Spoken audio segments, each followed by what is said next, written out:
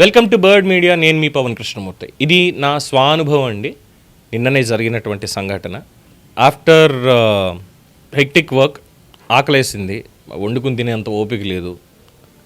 సరే ఏదో తినేసి వద్దామని చెప్పి టిఫిన్ సెంటర్ దగ్గరికి వెళ్ళినప్పుడు తీసుకుంటున్నాను. పక్కనే ఒక వ్యక్తి వచ్చి తను కూడా తీసుకుంటున్నారు. తీసుకునే క్రమంలో 200 రూపాయల నోట్ ఇచ్చారు. నేను కూడా 200 రూపాయల నోట్ నేను ఇచ్చాను.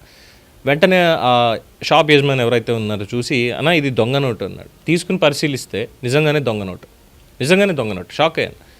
ఆల్మోస్ట్ సిమిలర్గానే ఉంది, కానీ ఈజీగా తెలిసిపోతుంది. పట్టుకున్న వెంటనే పేపర్ క్వాలిటీ కానీ ఇది తెలిసిపోతుంది. సో దాన్ని చెక్ చేసిన తర్వాత అనిపించింది ఏంటంటే, ఇదే డౌట్ వచ్చింది. డెఫినెట్గా ఇదే డౌట్. మళ్ళీ ఏమైనా రద్దు చేయాల్సి వస్తుందా? ఎక్కడి నుంచి వస్తున్నాయి ఈ దొంగ నోట్లు? ఇంకొకటి ఏంటంటే, ఆ తీసుకోవడానికి వచ్చినటువంటి వ్యక్తి ఎవరైతే ఆ దొంగ నోటు తీసుకుని వచ్చాడో, పాపం ఒక రోజు కూలి, అప్పుడే కూలి పనికి వెళ్ళి ఇంటికి తీసుకెళ్ళడం కోసమని సమ్వేర్ ఎక్కడ ఏదో పర్చేస్ చేసినప్పుడు, లేదంటే ఇంకొక చోట చిల్లర కావాల్సి వస్తే ఆ 500 నోటుకో దేనికో వెళ్తూ చిల్లర ఉందని చెప్పి ఒక ఆయన ఇచ్చాట. ఎక్కడిచ్చాడు ఏంటంటే పాపం అతనికి కూడా గుర్తులేదు. చాలా అమాయకంగా ఇప్పుడు ఆ 200 పనిచేయదా, కష్టపడిన దాంట్లో ఈ 200 ఇదంతా అయిపోయినట్టేనా, ఇంత ఏడవాల ఇప్పుడు నేను కష్టపడి తెచ్చుకున్న 500లో కూడా 200 ఇది దొంగ నోట్ అంటే ఆయనకి తెలియలేదు, చదువుకోలేదు, తెలీదు.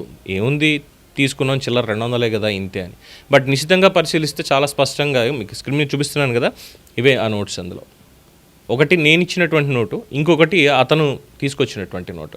సో ఇప్పుడు పోలీసులు కావచ్చు, లేదంటే వ్యవస్థలు కావచ్చు, ఎక్కడికక్కడ ఈ కౌంటర్ ఫీట్ కరెన్సీ దీనికి సంబంధించి చర్యలు తీసుకుంటున్నాయి.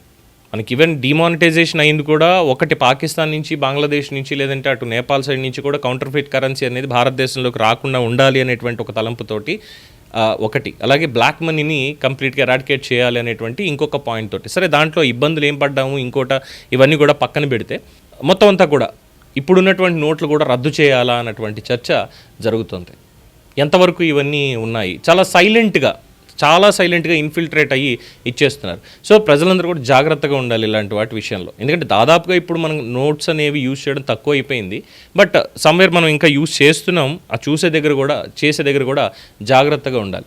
ఎందుకంటే బ్యాంకులో డిపాజిట్ చేయడానికి క్యాష్ అక్కడి నుంచి వచ్చింది తీసుకెళ్ళాం అనుకోండి, వాళ్ళ దగ్గర డిటెక్షన్ మిషన్ ఉంటుంది. ఇమ్మీడియట్గా ఇగో దొంగ నోట్లు అని చెప్పి వాటిని స్ట్రైక్ ఆఫ్ చేసి పక్కన పడేస్తారు. ఆ లాస్ మనకే, వాళ్ళకి ఆ సంబంధం లేదు. అందులో స్ట్రైక్ ఆఫ్ చేసి పడేస్తారు. దొంగ నోట్ వచ్చింది కదా అని మనకేమి ఈ దొంగ నోట్ అండి, దీని బదులు వేరే నోట్ ఇస్తాం మీకు అని బ్యాంక్ వాళ్ళు ఎవరు ఏమి ఇవ్వరు. సో మళ్ళీ ఇక్కడ దీనికి ప్రభుత్వం ఇంకా కఠినమైనటువంటి చర్యలు తీసుకోవాలి. అలాగే ప్రజలు కూడా మనం జాగ్రత్తగా చూసుకోవాలి. ఒక నోట్ అనేది ఎలా ఉంటుంది, దాంట్లో కీ ఫ్యాక్టర్స్ ఎలా ఉంటాయి, ఏది ఒరిజినల్ ఏది దొంగ నోట్ అని ఎలా కనిపెట్టవచ్చు. మనం చేత్తో పట్టుకుంటే టచ్కి తెలిసిపోతుంది ఈజీగా. లేదు ఇంకా హై క్వాలిటీ నోట్స్ అనేవి వచ్చాయనుకోండి, దాంట్లో ఎంబ్లెమ్స్, ఆ గుర్తులు, కింద నంబర్లు ఇవన్నీ కూడా ఉంటాయి. మనకి ఏమన్నా తేడా అనిపించింది అంటే 1కి 2 సార్లు. ఎందుకంటే కళ్యాణ్ జ్యువెలర్స్ ఆయన చెప్పినట్టుగా డబ్బులు ఎవరికి ఊరికే రావు, కష్టపడితేనే వస్తాయి. అఫ్కోర్స్ అప్పు చేసిన వస్తాయి, కానీ ఆ అప్పు తెచ్చింది కూడా ఏదో అవసరానికే కదా. అందులో కూడా ఇలాంటి దొంగ నోట్లు వచ్చాయంటే అడుక్కు తినిపోవడం తప్పితే ఏమీ లేదు. అందువల్ల జాగ్రత్తగా ఉండాలి. సో దీని మీద కాస్త అధికారులు కూడా ఒకసారి దృష్టి పెట్టి అసలు ఏం జరుగుతోంది, ఎక్కడి నుంచి వస్తున్నాయి అనేటువంటిది. మేబీ ఇది చిన్న సంఘటన కావచ్చు, కేవలం 200 రూపాయలు ఒక్క నోటే నేను చూసింది. అది అంతకుమించి పెద్దగా చూసింది కూడా లేదు.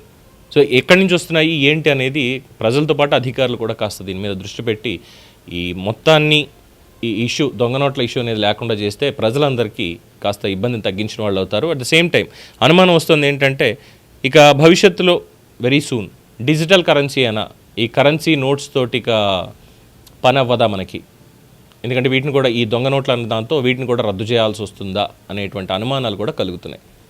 ఏమంటారు? దీని మీద మీ అభిప్రాయం తెలియచేయండి. చూస్తూనే ఉండండి ది బర్డ్ మీడియా.